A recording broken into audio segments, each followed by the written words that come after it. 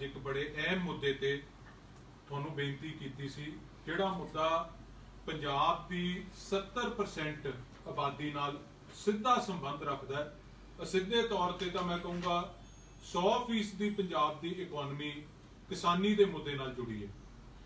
ਪਿਛਲੇ ਦਿਨੀ ਤੁਸੀਂ ਸਾਰਿਆਂ ਨੇ ਦੇਖਿਆ ਹੋਣਾ, ਇੱਕ ਬੜੇ ਵੱਡੇ ਪੱਧਰ ਤੇ ਇੱਕ ਫਰਾਡ ਉਜਾਗਰ ਹੋਇਆ।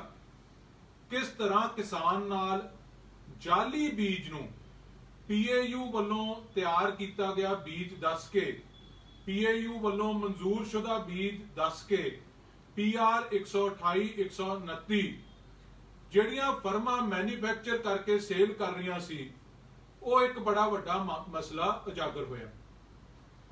ਕਿਸਾਨਾਂ ਦੀ ਕੰਪਲੇਂਟ ਤੇ ਜਿਵੇਂ ਮੈਂ ਪਹਿਲਾਂ ਵੀ ਜ਼ਿਕਰ ਕੀਤਾ ਕਿ ਸਰਕਾਰ ਇਹਨਾਂ ਜਾਲੀ ਫਰਮਾਂ ਤੇ, ਚਾਹੇ ਉਹ ਕਿਸੇ ਤਰ੍ਹਾਂ ਦੀਆਂ ਹੋਣ, ਚਾਹੇ ਲਿਕਰ ਮੈਨੂਫੈਕਚਰਿੰਗ ਦੀ ਵੀ ਪਹਿਲਾਂ ਗੱਲ ਆਈ, ਸ਼ਰਾਬ ਦੀ ਸਮਗਲਿੰਗ ਦੀ ਗੱਲ ਆਈ, ਜਾਂ ਅੱਜ ਤੁਸੀਂ ਕਿਸਾਨੀ ਨਾਲ ਜੁੜੇ ਬੀਜ ਦੀ ਆਪਾਂ ਗੱਲ ਕਰ ਰਹੇ ਹਾਂ, ਤੁਸੀਂ ਦੇਖੋ ਕੋਈ ਐਕਸ਼ਨ ਨਹੀਂ ਲੈ ਰਹੀ। ਜਦੋਂ ਕੋਈ ਕੰਪਲੇਂਟ ਕਰਦਾ ਹੈ ਜਾਂ ਲੋਕਾਂ ਦੇ ਵਿੱਚ ਰੌਲਾ ਪੈਂਦਾ ਹੈ, ਹਾਹਾਕਾਰ ਮਚਦੀ ਹੈ, ਤਾਂ ਮਜਬੂਰਨ ਇਹਨਾਂ ਨੂੰ ਐਕਸ਼ਨ ਲੈਣਾ ਪੈਂਦਾ। ਤੁਸੀਂ ਇਹ ਵੇਖੋ, ਇਹ ਸਰਕਾਰ ਹੋਂਦ ਵਿੱਚ ਆਈ ਜਦੋਂ ਬੜੇ ਵੱਡੇ ਵਾਅਦੇ ਕੀਤੇ ਸੀ ਇਹਨਾਂ ਨੇ, ਤੇ ਹਰ ਵਰਗ ਨੂੰ ਇਹਨਾਂ ਨੇ, ਜਿਵੇਂ ਆਪਾਂ ਕਹਿ ਦਿੰਦੇ ਆ ਕਿ ਚੰਦ ਤਾਰੇ ਵੀ ਕਹਿਤਾ ਸੀ ਕਿ ਅਸੀਂ ਲਿਆ ਕੇ ਤੁਹਾਨੂੰ ਦੇਵਾਂਗੇ। ਤੇ ਲੋਕਾਂ ਨੇ ਇਹਨਾਂ ਤੇ ਵਿਸ਼ਵਾਸ ਕਿਉਂ ਕੀਤਾ? ਵਿਸ਼ਵਾਸ ਇਸ ਕਰਕੇ ਕੀਤਾ ਕਿ ਕੈਪਟਨ ਸਾਹਿਬ ਨੇ ਗੁਟਕਾ ਸਾਹਿਬ ਹੱਥ 'ਚ ਫੜ ਕੇ ਸਾਹਿਬੇ ਕਮਾਲ ਦਸਮ ਪਿਤਾ ਸ੍ਰੀ ਗੁਰੂ ਗੋਬਿੰਦ ਸਿੰਘ ਸਾਹਿਬ ਦੀ ਚਰਨਾਂ ਦੀ ਸਹੁੰ ਖਾਧੀ ਸੀ। ਇਹ ਗੱਲਾਂ ਕਰਕੇ, ਇਸ ਕਰਕੇ ਲੋਕਾਂ ਨੇ ਇਹਨਾਂ ਤੇ ਇਤਬਾਰ ਕੀਤਾ। ਤੇ ਆ ਮੈਨੀਫੈਸਟੋ ਕਾਂਗਰਸ ਪਾਰਟੀ ਦਾ ਮੈਂ ਤੁਹਾਡੇ ਸਾਹਮਣੇ ਲੈ ਕੇ ਆਇਆ। ਇਹ ਮੈਂ ਨਹੀਂ ਲਿਖਿਆ, ਡਾਕਟਰ ਮਨਮੋਹਨ ਸਿੰਘ ਤੇ ਮਨਪ੍ਰੀਤ ਸਿੰਘ ਬਾਦਲ ਜੋ ਅੱਜ ਖਜ਼ਾਨਾ ਮੰਤਰੀ ਹੈ, ਇਹ ਉਹਨਾਂ ਵੱਲੋਂ ਜਾਰੀ ਕੀਤਾ ਗਿਆ ਮੈਨੀਫੈਸਟੋ ਹੈ। ਕਿਸਾਨੀ ਪ੍ਰਤੀ ਇਹਦੇ ਚ ਵਾਅਦੇ ਦੇਖੋ ਤੁਸੀਂ, ਇੱਕ ਬੜਾ ਵੱਡਾ ਕਾਂਗਰਸ ਨੇ ਨਾਰਾ ਦਿੱਤਾ ਸੀ ਕਿ ਕਰਜ਼ਾ ਕੁਰਕੀ ਖਤਮ, ਫਸਲ ਦੀ ਪੂਰੀ ਰਕਮ। ਉਹਦੇ ਚ ਇਹਨਾਂ ਨੇ ਵਾਅਦਾ ਕੀ ਕੀਤਾ ਸੀ ਕਿ ਪੂਰਨ ਕਰਜ਼ਾ ਮਾਫ ਹੋਊਗਾ ਕਿਸਾਨ ਦਾ। 90,000 ਕਰੋੜ ਰੁਪਏ ਦੀ ਕਰਜ਼ਾ ਮਾਫੀ ਦੀ ਗੱਲ ਸੀ। ਉਦੋਂ ਅੱਗੇ ਇਹਨਾਂ ਨੇ ਇਹ ਕਿਹਾ ਸੀ ਕਿ 20,000 ਰੁਪਇਆ ਅਸੀਂ ਕੰਪਨਸੇਸ਼ਨ ਦੇਵਾਂਗੇ ਪ੍ਰਤੀ ਏਕੜ ਜੇ ਕਿਸਾਨ ਦੀ ਕਿਸੇ ਦੀ ਫਸਲ ਨੂੰ ਨੁਕਸਾਨ ਹੁੰਦਾ। ਆ ਹੁਣ ਅਨਸੀਜ਼ਨਲ ਰੇਨਸ ਹੋਈਆਂ, ਬਾਰਿਸ਼ਾਂ ਹੋਈਆਂ, ਗੜੇਮਾਰੀ ਹੋਈ ਹੈ, ਕਿਸੇ ਕਿਸਾਨ ਨੂੰ 1 ਰੁਪਇਆ ਨਹੀਂ ਮਿਲਿਆ। ਫਿਰ ਇਹਨਾਂ ਨੇ ਇਹ ਕਿਹਾ ਸੀ ਕਿ ਕਿਸਾਨ ਵਾਸਤੇ ਅਸੀਂ ਹੈਲਥ, ਕ੍ਰੌਪ ਤੇ ਲਾਈਫ ਇੰਸ਼ੋਰੈਂਸ ਵੀ ਦੇਵਾਂਗੇ। ਮੈਨੂੰ ਦੱਸ ਦੇਣ ਜੇ ਕਿਸੇ ਕਿਸਾਨ ਨੂੰ ਇਹ ਚੀਜ਼ਾਂ ਦਿੱਤੀਆਂ ਹੋਣ। ਕਿਸਾਨ ਖੁਦਕੁਸ਼ੀ ਤੇ ਬੜਾ ਵੱਡੀ ਗੱਲ ਇਹਨਾਂ ਨੇ ਕੀਤੀ ਸੀ। ਜਿਹੜੇ ਪਰਿਵਾਰਾਂ ਤੇ ਐਡਾ ਵੱਡਾ ਦੁਖਾਂਤ ਵਾਪਰਿਆ, ਇਹਨਾਂ ਨੇ ਕਿਹਾ ਸੀ ਕਿ 10 ਲੱਖ ਰੁਪਇਆ ਪ੍ਰਤੀ ਪਰਿਵਾਰ ਤੇ ਸਰਕਾਰੀ ਨੌਕਰੀ ਦੇਵਾਂਗੇ। ਤੇ ਮਿਲਿਆ ਕਿ ਮੈਨੂੰ ਯਾਦ ਹੈ ਵਿਧਾਨ ਸਭਾ ਦੇ ਬਜਟ ਸੈਸ਼ਨ ਤੋਂ ਪਹਿਲਾਂ ਜਿਸ ਦਿਨ ਬਜਟ ਪੇਸ਼ ਹੋਣਾ ਸੀ, ਜਿੰਨੇ ਖੁਦਕੁਸ਼ੀ ਪੀੜਤ ਪਰਿਵਾਰ ਸੀ, ਮਨਪ੍ਰੀਤ ਸਿੰਘ ਬਾਦਲ ਦੀ ਕੋਠੀ ਦੇ ਬਾਹਰ ਗਏ ਸੀ ਕਿ ਅੱਜ ਤੁਸੀਂ ਬਜਟ ਪੇਸ਼ ਕਰਨਾ ਹੈ, ਜੋ ਵਾਅਦੇ ਤੁਸੀਂ ਮੈਨੀਫੈਸਟੋ 'ਚ ਕੀਤੇ ਹੈ ਜਾਂ ਪਿਛਲੇ ਸਮੇਂ 'ਚ ਵਿਧਾਨ ਸਭਾ 'ਚ ਆਪਦੀਆਂ ਸਪੀਚਾਂ 'ਚ ਕਰਦੇ ਆਏ ਹੋ, ਅੱਜ ਉਹ ਜਿਹੜੇ ਵਾਅਦੇ ਹੈ ਆਪਦੇ ਬਜਟ ਦੇ ਵਿੱਚ ਪਾਓ। ਤੇ ਮਨਪ੍ਰੀਤ ਸਿੰਘ ਬਾਦਲ ਨੇ ਉਹਨਾਂ ਨੂੰ ਮਿਲਣਾ ਵੀ ਗਵਾਰਾ ਨਹੀਂ ਸਮਝਿਆ, ਮਿਲਣਾ ਵੀ ਠੀਕ ਨਹੀਂ ਸਮਝਿਆ। ਉਲਟਾ ਮੈਂ ਆਪ ਦੀ ਅੱਖੀ ਦੇਖੀਆਂ ਗੱਲਾਂ ਦੱਸ ਰਿਹਾ ਕਿਉਂਕਿ ਮੈਂ ਉੱਥੇ ਮੌਜੂਦ ਸੀ।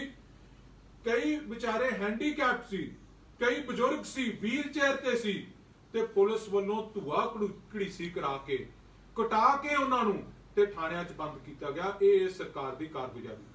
ਸੋ ਮੈਂ ਅੱਜ ਦੇ ਮਸਲੇ ਤੇ ਜਿਹੜੀ ਗੱਲ ਕਰਾਂ, ਕਿਉਂਕਿ ਜਦੋਂ ਦੀ ਇਹ ਸਰਕਾਰ ਹੋਂਦ 'ਚ ਆਈ ਹੈ, ਹਰ ਸਟੈਪ ਇਹਨਾਂ ਦਾ, ਹਰ ਕਦਮ ਜੋ ਸਰਕਾਰ ਨੇ ਚੱਕਿਆ ਉਹ ਕਿਸਾਨੀ ਦੇ ਖਿਲਾਫ ਤੇ ਕਿਸਾਨ ਦੇ ਖਿਲਾਫ ਚੱਕਿਆ।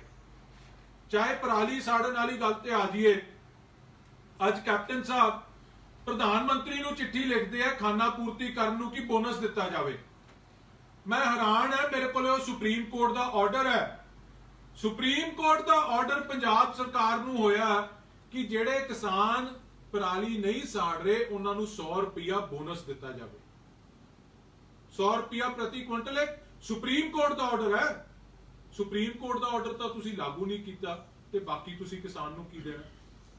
ਹੁਣ ਕਰੋਨਾ ਦੀ ਮਹਾਮਾਰੀ 'ਚ ਕਿਸਾਨ ਨੇ ਆਪਦੀ ਜਾਨ ਦੀ ਪਰਵਾਹ ਨਾ ਕਰਦੇ ਹੋਏ ਸਰਕਾਰ ਦੀਆਂ ਗਾਈਡਲਾਈਨਾਂ ਤੇ ਚੱਲਦੇ ਹੋਏ ਆਪਦੀ ਫਸਲ ਵੇਚੀ ਹੈ, ਚਾਹੇ ਉਹਨੂੰ ਔਕੜਾਂ ਆਈਆਂ ਹੋਣ, ਚਾਹੇ ਲੇਬਰ ਡਬਲ ਪਈ ਹੋਵੇ, ਚਾਹੇ ਖੱਜਲ ਖੁਆਰੀ ਵੱਧ ਹੋਈ ਹੋਵੇ, ਚਾਹੇ ਪਨੀਰੀਆਂ ਲਾਉਣ ਚ ਲੇਟ ਹੋ ਗਏ ਹੋਣ, ਚਾਹੇ ਨਰਮਾ ਦੀ ਰੌਣੀ ਵਾਸਤੇ ਔਖੇ ਹੋਏ ਹੋਣ, ਤੂੜੀ ਬਣਾਉਣ ਵਾਸਤੇ ਔਖੇ ਹੋਏ ਹੋਣ, ਪਰ ਸਰਕਾਰ ਦੀ ਪੂਰੀ ਉਹਨਾਂ ਨੇ ਮਦਦ ਕੀਤੀ।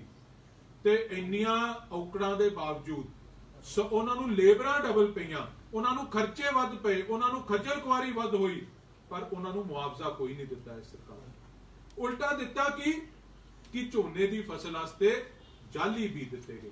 ਆ ਦੋ ਸਾਡੇ ਹਲਕੇ ਦੇ ਜਿਹੜੇ ਮੇਰੇ ਕੋਲ ਆਇਡੈਂਟੀਫਾਈ ਹੋਏ, ਮੇਰੇ ਨਾਲ ਇਹਨਾਂ ਨੇ ਸੰਪਰਕ ਕੀਤਾ।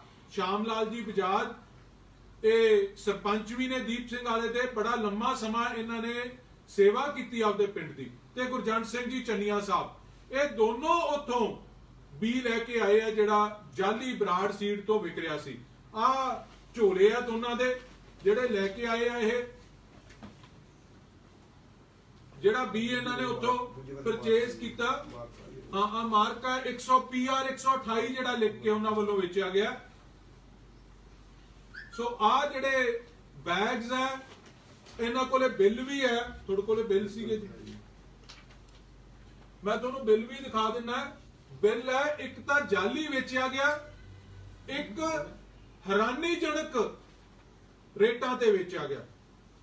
ਕਿਸਾਨ ਦੀ ਫਸਲ ਦੀ ਕੀਮਤ 1900 ਰੁਪਇਆ, 1950 ਰੁਪਏ ਕੁਆਂਟਲ ਉਹ ਝੋਨਾ ਵੇਚਦਾ, ਤੇ ਬੀ ਉਹਨੂੰ ਕਿਸ ਮੁੱਲ ਤੇ ਮਿਲ ਰਿਹਾ ਅੱਜ?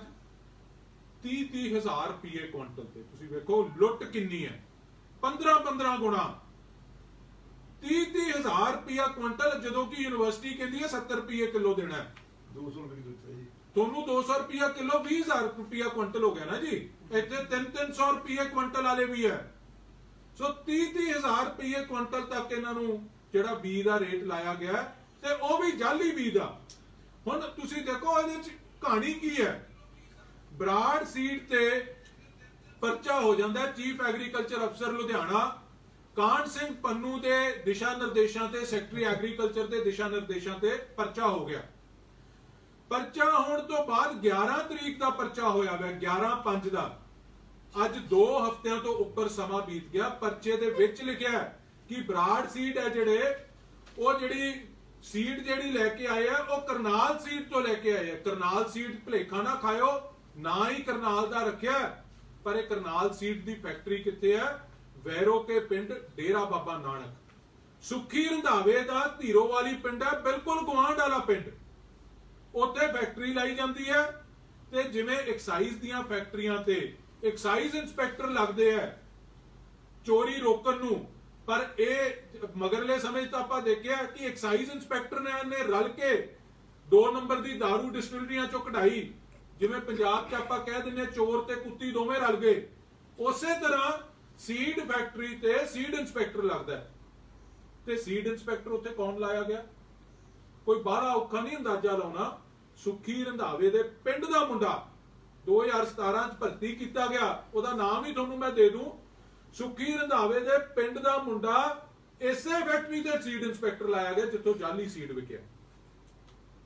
ਜਦੋਂ ਵਾੜ ਹੀ ਖੇਤ ਨੂੰ ਖਾਣ ਲੱਗ ਜੇ, ਜਿਹੜੇ ਮੰਤਰੀਆਂ ਨੇ ਕਸਮਾਂ ਖਾਧੀਆਂ ਕਿ ਪੰਜਾਬ ਦੀ ਅਸੀਂ ਤਰੱਕੀ ਵਾਸਤੇ ਯੋਗਦਾਨ ਪਾਵਾਂਗੇ, ਪੰਜਾਬ ਦੀ ਕਿਸਾਨੀ ਨੂੰ ਬਚਾਉਣ ਦਾ ਯੋਗਦਾਨ ਪਾਵਾਂਗੇ, ਜਦੋਂ ਕੈਪਟਨ ਸਾਹਿਬ ਨੇ ਉੱਥੇ ਕਸਮ ਖਾਧੀ ਸੀ, ਤਖਤ ਸ੍ਰੀ ਦਮਦਮਾ ਸਾਹਿਬ ਵੱਲ ਨੂੰ ਮੂੰਹ ਕਰਕੇ ਗੁਟਕਾ ਸਾਹਿਬ ਹੱਥ 'ਚ ਫੜ ਕੇ, ਉਦੋਂ ਸੁੱਖੀ ਰੰਧਾਵਾ ਬਿਲਕੁਲ ਨਾਲ ਖੜਾ ਸੀ। ਤੇ ਜੇ ਤੁਸੀਂ ਵੀਡੀਓ ਦੇਖੋਗੇ ਜਕਾਰਾ ਇਹਨੇ ਛੱਡਿਆ ਸੀ।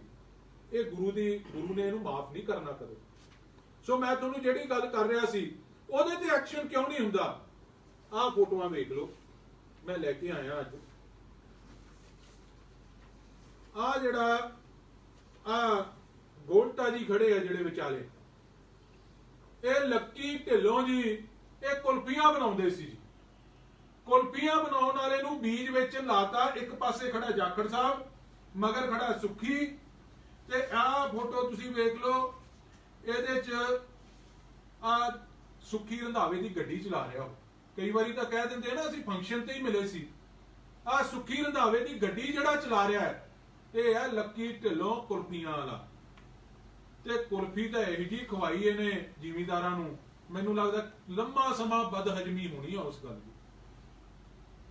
ਤੁਸੀਂ ਇਹ ਦੇਖੋ ਆਹ ਹਾਲਾਤ ਹੈ, ਇਹਦੇ ਤੇ ਰੇਡ ਹੁਣ ਤੁਹਾਨੂੰ ਪਤਾ ਲੱਗ ਗਿਆ ਨਾ ਕਿ 2 ਹਫ਼ਤੇ ਹੋ ਗਏ FIR ਹੋਈ ਨੂੰ ਤੇ ਰੇਡ ਕਿਉਂ ਨਹੀਂ ਹੋ ਰਹੀ, ਇਹ ਇਸ ਕਾਰਨ ਨਹੀਂ ਹੋ ਰਹੀ। ਅੱਜ ਅਸੀਂ SSP ਸਾਹਿਬ ਨੂੰ ਕੰਪਲੇਂਟ ਸਬਮਿਟ ਕਰਨ ਜਾ ਰਹੇ ਹਾਂ ਦੋਨੋਂ ਕਿਸਾਨ ਭਰਾਵਾਂ ਵੱਲੋਂ ਕਿ ਇਹਨਾਂ ਨਾਲ ਠੱਗੀ ਵੱਜੀ ਹੈ, ਜਾਲੀ ਬੀਜ ਵੇਚਿਆ ਗਿਆ ਤੇ ਐਗਜ਼ੋਰਬਿਟੈਂਟ ਪ੍ਰਾਈਸਸ ਤੇ ਬਹੁਤ ਉੱਚੇ ਰੇਟਾਂ ਤੇ ਜਾਲੀ ਬੀਜ ਇਹਨਾਂ ਨੂੰ ਵੇਚਿਆ ਗਿਆ ਤੇ ਅਸੀਂ ਕਾਰਵਾਈ ਦੀ ਮੰਗ ਕਰਦੇ ਹਾਂ। ਬਰਾੜ ਸੀਡ ਤੇ ਪਰਚਾ ਹੋਵੇ, ਜਿੱਥੋਂ ਬਰਾੜ ਸੀਡ ਨੇ ਲਿਆਂਦਾ ਹੈ ਕਰਨਾਲ ਸੀਡ ਕੰਪਨੀ ਉਹਨਾਂ ਤੇ ਪਰਚਾ ਹੋਵੇ ਤੇ ਜਿਹੜੇ ਉਹਨਾਂ ਦੀ ਪੁਸ਼ਤ ਪਨਾਈ ਕਰ ਰਹੇ ਹੈ, ਜਿਹੜੇ ਉਹਨਾਂ ਦੀ ਸਰਪ੍ਰਸਤੀ ਕਰ ਰਹੇ ਹੈ, ਐਡੇ ਵੱਡੇ ਲੈਵਲ ਤੇ ਜਿਨ੍ਹਾਂ ਦੀ ਸਰਪ੍ਰਸਤੀ ਕਾਰਨ ਉਹਨਾਂ ਨੇ ਕਿਸਾਨੀ ਨਾਲ ਠੱਗੀ ਮਾਰੀ ਆ। ਅੱਜ ਤੁਸੀਂ ਮੈਨੂੰ ਦੱਸੋ ਕਿਸਾਨ ਨੇ ਇਹ ਐਡਾ ਮਹਿੰਗਾ 20-30,000 ਰੁਪਇਆ ਕੁਇੰਟਲ ਲੈ ਕੇ ਬੀਜ ਲਿਆ ਤੇ ਕੱਲ ਨੂੰ ਪ੍ਰੋਕਿਉਰਮੈਂਟ ਵੇਲੇ ਜੇ ਸਰਕਾਰ ਨੇ ਇਹ ਕਹਿਤਾ ਕਿ ਇਹ ਤਾਂ ਬੀਜ ਮਨਜ਼ੂਰਸ਼ੁਦਾ ਹੀ ਨਹੀਂ, ਇਸ ਦਾ ਖਰੀਦਣਾ ਹੀ ਨਹੀਂ, ਤੇ ਕਿਸਾਨ ਕਿੱਥੇ ਜਾਊਗਾ ਜੀ? ਕੀ ਇਹ ਕਿਸਾਨ ਨੂੰ ਖੁਦਕੁਸ਼ੀ ਵੱਲ ਨੂੰ ਨਹੀਂ ਧੱਕ ਰਹੇ? ਜਿਹਦੇ ਕਿਸਾਨ ਨਾਲ ਪਹਿਲਾਂ ਇੰਨੇ ਵੱਡੇ ਧੋਖੇ ਇਹਨਾਂ ਨੇ ਕੀਤੇ, ਅੱਜ ਉਹੀ ਕਿਸਾਨੀ ਤੇ ਇੱਕ ਹੋਰ ਨਵਾਂ ਡਾਕਾ ਮਾਰਿਆ ਇਹਨਾਂ ਨੇ। ਸੋ ਅਸੀਂ ਇਹਨਾਂ ਸਾਰਿਆਂ ਤੇ ਜਿੱਥੇ ਸਟ੍ਰਿਕਟ ਐਕਸ਼ਨ ਮੰਗਦੇ ਆ, ਪਰਚਾ ਮੰਗਦੇ ਆ, ਅਰੈਸਟ ਹੋਵੇ ਇਹਨਾਂ ਦੀ, ਕਸਟੋਡੀਅਲ ਇੰਟਰੋਗੇਸ਼ਨ ਹੋਵੇ ਉਹਨਾਂ ਦੀ, ਤੇ ਸੁੱਖੀ ਰੰਧਾਵੇ ਤੇ ਵੀ ਐਕਸ਼ਨ ਹੋਵੇ। ਸੁੱਖੀ ਰੰਧਾਵੇ ਜੇ ਤਾਂ ਨੈਤਿਕਤਾ ਦਾ ਇੱਕ ਕਿਣਕਾ ਵੀ ਹੈ, ਇੱਕ ਕਿਣਕਾ ਵੀ ਹੈ, ਤਾਂ ਉਹਨੂੰ ਚਾਹੀਦਾ ਅਸਤੀਫਾ ਦੇ ਕੇ ਤੇ ਜਾਂਚ 'ਚ ਸ਼ਾਮਲ ਹੋਵੇ। ਜੇ ਉਹ ਅਸਤੀਫਾ ਨਹੀਂ ਦਿੰਦਾ, ਗਿਲਟੀ ਤਾਂ ਹੈਗਾ ਹੀ ਹੈਗਾ, ਫਿਰ ਕੈਪਟਨ ਸਾਹਿਬ ਉਹਨੂੰ ਡਿਸਮਿਸ ਕਰਨ। ਜੇ ਕੈਪਟਨ ਸਾਹਿਬ ਆਪਦੇ ਆਪ ਨੂੰ ਕਿਸਾਨਾਂ ਦਾ ਰਾਖਾ ਕਹਿੰਦੇ ਆ, ਰਾਖੇ ਤਾਂ ਕਿੰਨੇ ਕਾ, ਉਹ ਤਾਂ ਸਭ ਜ਼ਾਹਰ ਹੋ ਗਿਆ, ਪਰ ਉਹਨੂੰ ਡਿਸਮਿਸ ਕਰਨ ਤੇ ਉਹਦੇ ਤੇ ਐਕਸ਼ਨ ਲੈਣ। ਇਹ ਸਾਡੀ ਅੱਜ ਅਸੀਂ ਮੰਗ ਹੈ। ਅਸੀਂ SSP ਸਾਹਿਬ ਨੂੰ ਹੁਣ ਕੰਪਲੇਂਟ ਦੇਣ ਜਾ ਰਹੇ ਹਾਂ।